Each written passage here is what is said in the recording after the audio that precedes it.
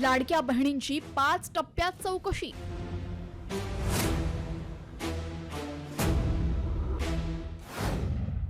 लाडकीचं उत्पन्न, कागदपत्रे आणि जमीन तपासणार।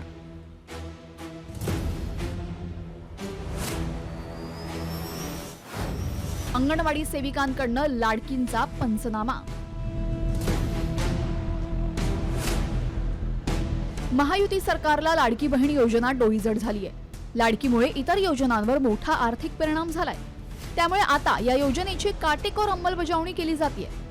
योजनेच्या निकषांनुसार लाभार्थ्यांची 5 टप्प्यांवर पडताळणी होणार आहे। योजनेच्या प्रत्येक निकषानुसार किती महिला पात्र आहेत याची अंगणवाडी सेविकांमार्फत पडताळणी होणार आहे।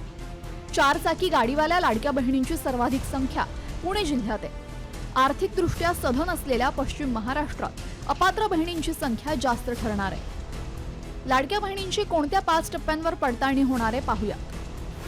एका कुटुंबामध्ये एकापेक्षा अधिक सरकारी योजनेचे लाभार्थी, बनावट कागदपत्रांद्वारे योजनेचा लाभ घेणारे, कुटुंबातील एकाला निवृत्ती वेतन असल्यास, 2.5 लाख रुपयांपेक्षा जास्त उत्पन्न असणारे, 5 एकरपेक्षा अधिक जमीन असलेले लाभार्थी अपात्र ठरवण्यात येणार आहेत। लाडकी बहीण योजनेतील तब्बल 5 लाख लाभार्थी कमी झाले। त्यामध्ये 65 वर्षांवरील संजय गांधी निराधार आणि नमो शक्ती योजनेच्या लाभार्थी महिला आहेत। दरम्यान कोणतेही नवीन निकष लावलेले नाहीयेत असं मुख्यमंत्र्यांनी स्पष्ट केलंय। तर ही योजना पालिका निवडणुकांनंतर भाजप बंद करेल असा संशय विरोधकांनी व्यक्त केलाय। कुठलाही नवीन निकष नाही।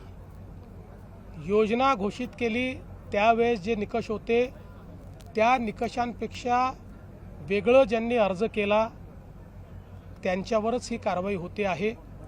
मला आनंद आहे की आमच्या काही लाडक्या बहिणींनी स्वतः निर्णय केला की आम्ही निकषाबाहेर गेलो आहोत आणि त्यामुळे आम्ही हे या ठिकाणी सोडतो। कोणाचेही पैसे आम्ही परत घेतले नाही, परत मागणार नाही। निश्चितपणे आपण पाहता राज्यामध्ये आज लाडकी बहीण योजना 2100 देणार होते, कुठे दिलेत, सुरू केलेत का? आपल्याला हे सांगतो आणि आधी पण बोललेलो आहे, महापालिकेच्या निवडणुका झाल्या की भाजप ही लाडकी बहीण योजना बंद करेल। हे नुसतं निवडणुकीसाठी केलं होतं आणि आम्ही महाविकास आघाडीतून 3000 रुपये देणार होतो। आपण पाहताय आता किती काय चाललंय यांचं। बोलतात खोटं भाजपवाले, पण पुढे काही करत नाही।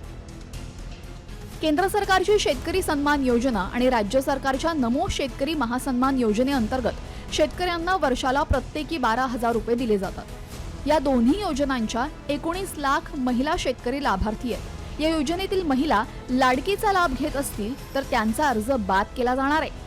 2.5 कोटी लाभार्थ्यांची संख्या कितीने कमी होणार ते आता पाहणं महत्त्वाचं ठरेल। ब्युरो रिपोर्ट, साम टीव्ही।